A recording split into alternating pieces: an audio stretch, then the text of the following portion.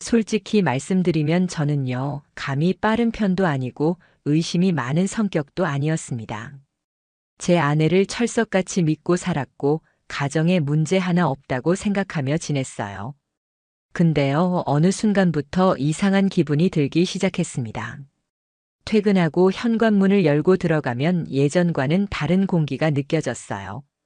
말로 표현하기 애매한데요. 뭐랄까, 집이 더 깨끗해졌는데 그게 이상하게 느껴졌다고 해야 할까요? 그리고 가장 신경 쓰였던 건 냄새였습니다.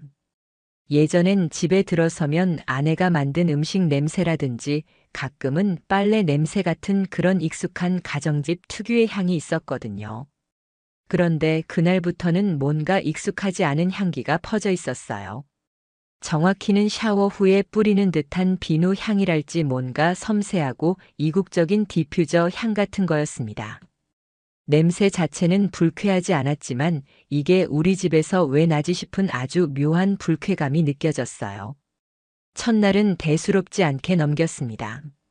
아내가 디퓨저를 새로 샀나 싶었고 샤워하고 나왔나 보다 생각했어요. 근데 문제는 그 냄새가 계속됐다는 점이에요. 매일 퇴근하고 문 열면 그 냄새가 항상 같았어요. 향기 강도도 동일했고 마치 누가 제 출근 시간을 계산해서 그 시간 직전에 집 안을 정리하고 향을 흩뿌린 것처럼 딱 맞춰서 나더라고요. 저는 그때부터 조금씩 의심하기 시작했습니다. 그런데 문제는 증거가 없다는 것이었어요. 아내는 늘 똑같이 말했습니다. 오늘 청소 좀 했어. 향초 새 거 꺼냈어. 빨래 돌렸는데 섬유유연제가 바뀌었나 봐.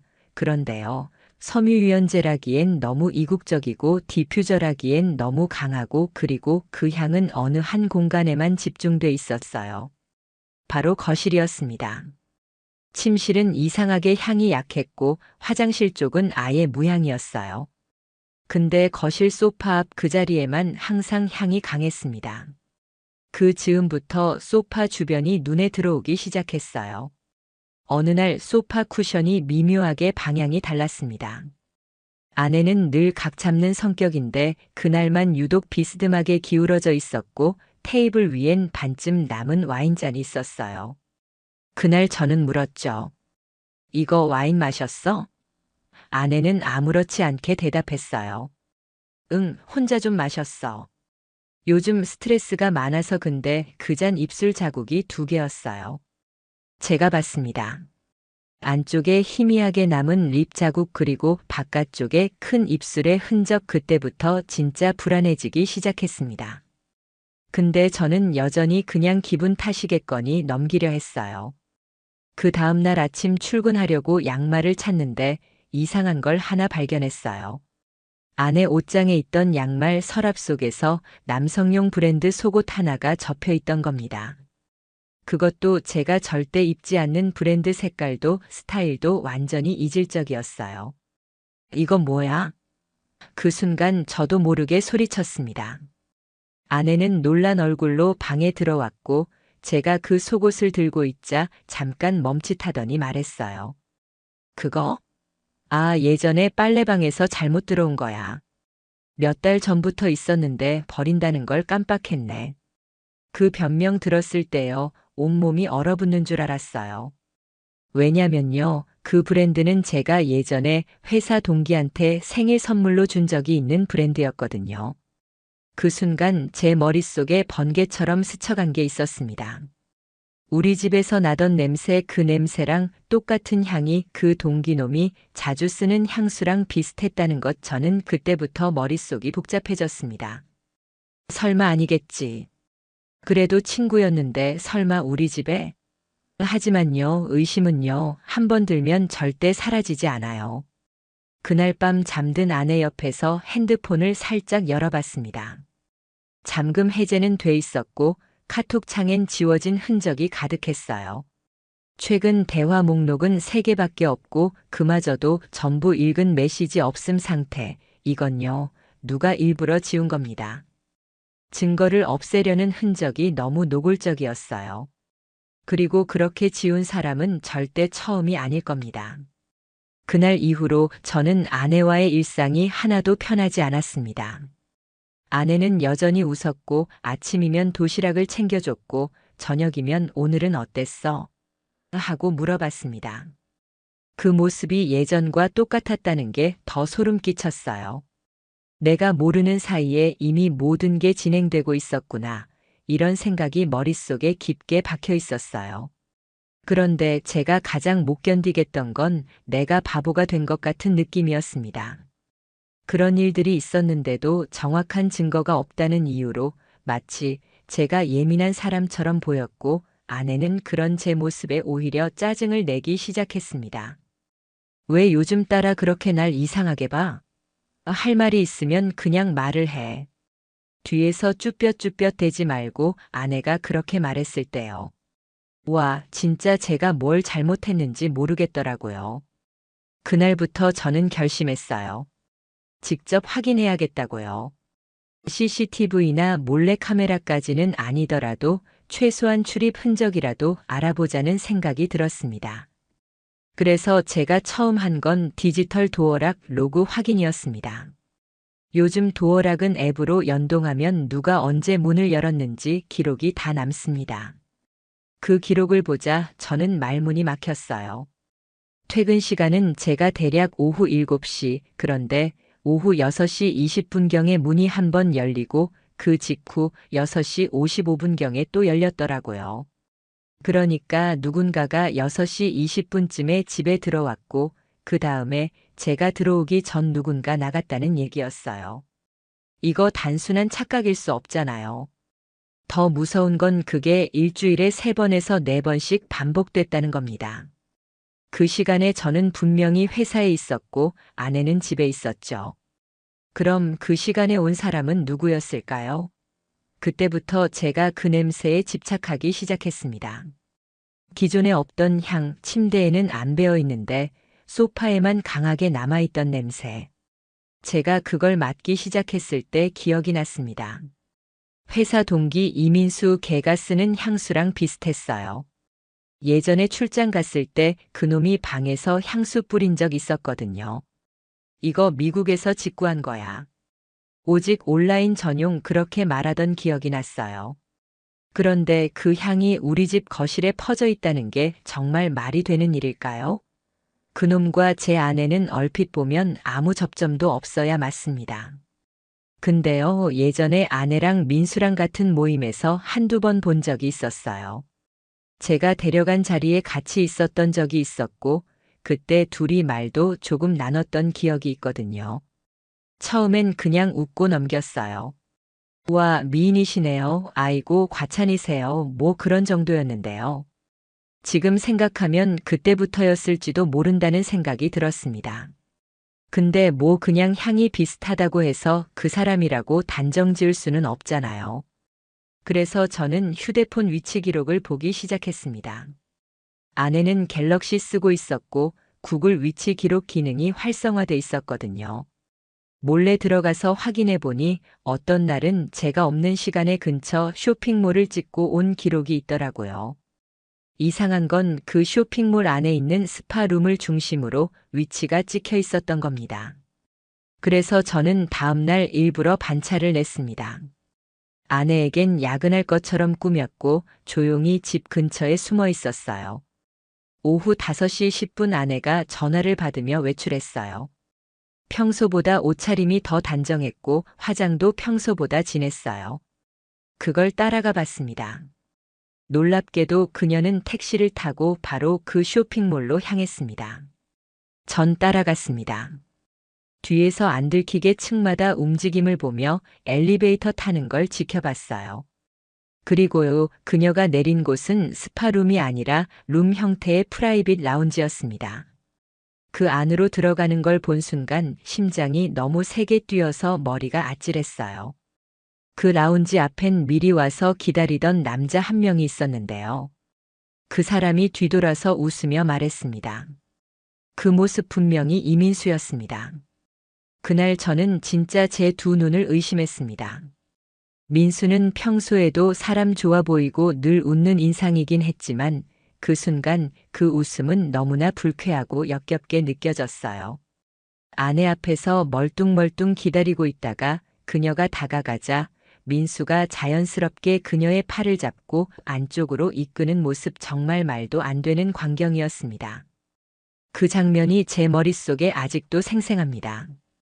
두 사람이 룸으로 들어가는 그 찰나 저는 급하게 스마트폰을 꺼냈고 영상으로 찍기 시작했어요. 멀리서였지만 얼굴 식별이 충분히 가능한 거리였습니다. 그들이 룸 안으로 사라지고 나서도 저는 한참을 그 자리에 서 있었습니다. 얼굴이 화끈거리고 이명 소리처럼 귀 안에서 웅 하는 소리가 났어요. 진짜였구나. 진짜 우리 집이었구나. 진짜 그 냄새가 그놈 냄새였구나. 모든 조각이 그 순간 퍼즐처럼 맞춰졌어요. 그날 우리 집 거실에 퍼졌던 향기, 소파에 남아있던 립 자국, 도어락 로그의 기묘한 시간차, 지워진 메시지 기록, 남성용 속옷, 그리고 민수의 향수, 그 모든 게 하나의 실선으로 연결된 겁니다. 전엔 너무도 흐릿해서 못 보던 게 그 순간 선명하게 떠올랐어요. 아내가 언제부터였을까요? 민수와의 관계가 언제부터였을까요? 정말 무너졌습니다. 그날 저는 아무 일 없었다는 듯 조용히 집으로 돌아갔어요. 아내는 늦게 들어왔습니다. 오후 9시 20분쯤 헤어스타일이 약간 흐트러져 있었고 화장은 무너져 있었어요. 근데 웃고 들어오더군요. 미안, 친구 만나고 늦었어. 조금만 일찍 말해줬으면 밥 안 먹고 왔을 텐데. 제가 멍하게 앉아있자 아내는 이상한 눈으로 저를 쳐다봤고 오히려 반문하듯이 말했어요. 왜 그래? 오늘 무슨 일 있었어? 그때 느꼈습니다. 이 사람은 죄책감이 없구나. 들키지만 않으면 괜찮다고 생각하는구나. 그 모습에 진짜 소름이 끼쳤습니다. 다음 날 저는 회사를 조퇴했습니다. 회사라는 곳이 웃기게도 민수와 가장 가까운 공간이잖아요. 그날부터 전 그놈의 동선을 추적하기 시작했어요. 민수는 평소에 자기는 투명하다고 자랑하던 사람이었습니다. 근데 그 투명하다는 게 참 역설적이더라고요. 어디를 가든 당당하니까 사람들이 의심조차 안 했던 겁니다. 그날도 점심시간에 민수가 혼자 나가는 걸 봤습니다. 기다렸어요. 5분 정도 후에 카카오 택시 앱으로 택시 잡고 따라갔습니다. 도착한 곳은 우리 동네 근처 골목이었습니다. 그 골목 딱 하나의 단독주택 빌라가 있는 곳이었고 그 앞에 멈춰선 민수는 잠시 두리번거리더니 후드티를 꺼내 입고 고개를 숙였어요. 그 순간 제 심장이 다시 뛰기 시작했어요. 그 골목 바로 우리 집 뒤편 골목이었고 민수가 향한 방향 우리 집 뒷문이었습니다. 제가 집을 구조 리모델링하면서 뒤쪽 창고문을 세컨 출입구처럼 만들어 놨거든요. 그 문은 아내만 사용했고 심지어 제가 따로 출입하는 경우도 거의 없었어요. 민수가 그 문으로 들어가는 걸 직접 봤습니다. 저는 멀리서 숨어서 촬영했고 그 시점부터 제 마음속에서 무언가가 부서지기 시작했습니다. 집으로 들어간 민수 대략 40분 후 아내가 동네 마트에서 무언가를 사가지고 돌아왔고 자연스럽게 그 뒷문으로 들어갔습니다. 그 둘이 제 집에서 함께 있었다는 겁니다. 제 공간, 제가 일군 우리 집에서 그 둘은 그렇게 태연하게 들어가 있었던 겁니다. 그날 밤 저는 더 이상 못 참겠다고 느꼈습니다. 다음 날 소형 녹음 장치를 하나 구입했습니다. 작고 민감한 마이크였고 배터리도 오래가는 모델이었어요. 그걸 거실 소파 뒤쪽 쿠션 사이에 조심스럽게 설치했습니다. 이제 저는 직접 듣고 싶었습니다. 그들이 정말 그곳에서 어떤 말을 나누는지, 어떤 행동을 했는지 증거가 필요했고 더 이상 감정으로 휘둘리지 않기 위해 정확한 자료가 필요했습니다. 그리고 며칠 후 그 녹음기를 회수했을 때 저는 손을 떨며 재생 버튼을 눌렀습니다. 녹음 파일을 재생했을 때 저는 손에 힘이 안 들어갔습니다. 이어폰을 꽂고 숨을 참고 들었어요. 처음 10분은 아무 소리도 없었습니다. TV 소리 같은 게 작게 들리긴 했지만 사람 목소리는 없었어요. 그러다 갑자기 현관문 열리는 소리 그리고 발소리 두 쌍 그 뒤에 익숙한 목소리가 들렸습니다. 제 아내였습니다. 오늘 좀 늦었네. 그 다음 다른 목소리 분명히 민수였습니다. 일이 좀 꼬였지 뭐야. 근데 너 얼굴 보니까 풀린다. 그 한마디에 제 온몸에서 소름이 돋았습니다. 그리고 그 다음 대화가 정말 끔찍했어요. 이건 뭐야? 와인까지 꺼냈어? 응, 지난번에 마시다 남은 거. 당신 좋아하잖아. 근데 너 요즘 너무 과감해졌어. 이래도 돼? 어차피 걘 모르잖아. 걔 바보야. 그 말이 마치 쇠모처럼 귀에 박혔습니다. 제가요. 저라는 사람을 그렇게 불렀습니다. 그 다음엔 둘이 웃는 소리가 났습니다. 그 웃음, 그 소리 정말 미쳐버릴 것 같았어요. 그 후로도 둘은 식탁에 앉아서 이런저런 얘기를 나눴습니다. 근데 대화 내용이 진짜 저를 무너뜨리더군요. 근데 걔랑 왜 아직도 같이 살아? 이혼하면 뭐가 복잡하잖아. 아직은 그냥 이대로가 좋아. 너무 웃기다. 집은 걔 명의인데 우리가 더 자주 쓰네. 걔는 지가 지킨다고 생각하겠지. 난 이미 떠났는데. 그 말들 하나하나가 제 가슴에 불을 질렀습니다. 제가 만든 공간, 제가 지켜온 가정, 제가 믿은 사람들, 그 모든 걸 두 사람이 비웃고 있었던 겁니다. 전 그날 밤 정말 잠을 이룰 수 없었습니다. 귀에서는 계속 그녀의 목소리가 맴돌았고 그 웃음소리는 꿈에서도 들릴 정도였습니다. 다음 날 저는 회사를 조퇴했습니다. 그리고 한 달 정도 연차를 몽땅 땡겨서 쉬기로 했어요. 이제 계획을 세워야 할 때라고 생각했습니다. 막연한 분노만으론 안 되고 이 모든 걸 완벽하게 정리하고 나중에 법적으로도 문제가 없게 자료를 쌓아가야겠다고 생각했습니다. 그래서 두 번째로 집안에 작은 CCTV를 설치했습니다. 가정용 공기청정기 안쪽에 렌즈가 거의 보이지 않는 초소형 모델이었어요. 설치 위치는 거실과 부엌이 모두 보이는 각도였고 녹화는 모션 감지로만 작동하게 설정했습니다. 그리고 또 하나 침실에 있는 탁상시계 모양 카메라도 하나 추가했습니다. 혹시라도 거실이 아닌 공간에서 둘이 무슨 일이 벌어질까 싶어서요. 그렇게 일주일을 보냈고 녹화된 영상은 하루하루 쌓여갔습니다. 정말 놀라웠던 건 그들이 너무 당연하다는 듯 내가 없는 시간에 우리 집을 점령하고 있다는 사실이었습니다. 민수는 들어오면 집 슬리퍼를 당당하게 신고 소파에 누워 아내에게 뭐 좀 달라고 합니다. 아내는 그 옆에 앉아선 다정하게 손을 잡아주고요. 둘이 함께 웃으며 마치 부부처럼 행동하는 장면들이 카메라에 가득 담겨 있었습니다. 어느 날은 민수가 제 옷장을 열어보더니 이 자식 옷 참 못 입네 이러면서 웃는 장면도 있었습니다. 그걸 보고 있자니 저는 진짜 내 존재가 얼마나 하찮게 여겨졌는지 그게 명확하게 느껴졌어요.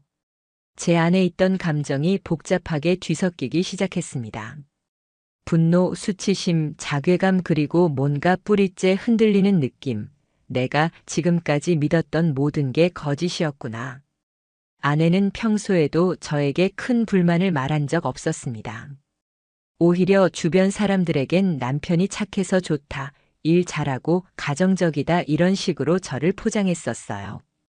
근데 그 뒤에서 이런 짓을 하고 있었다니 사람이 이렇게까지 가면 안 되는구나 하는 생각이 들었습니다. 그날 밤 저는 결정했습니다. 이젠 증거는 충분하다고 판단했고 이 상황을 마무리할 때라고요. 저는 결국 모든 증거가 모였다고 판단했고 이제는 행동할 시간이라고 생각했습니다. 그동안 수집한 자료 도어락 출입 로그, 위치 기록, 녹음 파일, CCTV 영상 그 모든 걸 USB 하나에 정리해서 복사해뒀습니다. 그리고 민수를 포함한 회사 인사팀 메일 아내의 가족 단체방 그리고 제 친가 쪽 단톡방까지 여러 방향으로 나눠 저장한 상태였어요. 그날은 금요일이었습니다. 회사에서 회식 핑계를 댄 저는 일부러 평소보다 2시간 늦게 들어가기로 했고 그 사이 그들이 우리 집에서 또 어떤 짓을 하는지 마지막으로 지켜보기로 했어요. 녹화 장치와 핸드폰 모두 실시간 연동으로 켜두고 근처 카페에서 상황을 지켜봤습니다. 오후 6시 28분 민수가 들어옵니다. 도어락이 열리고 그가 들어와선 소파에 눕습니다. 몇 분 후 아내가 들어옵니다. 둘은 그 어떤 죄책감도 없이 함께 웃으며 와인을 따르더군요. 그리고 CCTV 속에서 민수가 제 셔츠 하나를 꺼내 입으며 장난스럽게 말합니다. 나 이 옷 잘 어울리지? 내가 낫지? 그 순간 제가 이성을 놓을 뻔했습니다. 그래서 바로 집으로 향했습니다. 현관 도어락 앞에서 숨을 크게 들이쉰 뒤 카드를 찍고 문을 열었습니다. 그들은 놀라지도 않았습니다. 그저 왜 벌써 왔어? 그 말이었습니다. 민수는 당황한 얼굴을 잠깐 보여주더니 금세 침착하게 말했습니다. 오해 마. 잠깐 들른 거야. 아내는 제가 손에 들고 있던 폰을 보더니 표정이 확 굳었습니다. 너 뭐해? 몰래 카메라라도 설치했어? 전말 없이 폰을 테이블에 두고 녹음된 파일을 재생시켰습니다. 걔는 바보야. 우리가 더 자주 써. 그 순간 민수의 얼굴에서 피가 가시더군요. 아내는 입을 막고 서 있었습니다. 이게 어떻게 그 말만 반복했어요. 저는 조용히 말했습니다. 다 들었어. 다 봤어. 지금부터 니들 둘이 어떻게 끝나는지 지켜봐. 민수가 급하게 나가려고 하자 전 그 앞을 막았습니다. 도망가지 마. 이건 끝까지 가야 돼. 그리고 아내에게 말했습니다. 너한텐 기회가 있었어. 말할 기회, 사과할 기회, 근데 넌 나를 바보로 만들었어. 그날 밤 전 그 영상과 녹음 파일 그리고 도어락 로그까지 정리해서 메일로 전송했습니다. 아내의 부모님, 제 부모님, 민수의 아내, 회사 인사팀, 민수가 소속된 본부 부장 그리고 이혼 전문 변호사에게도요.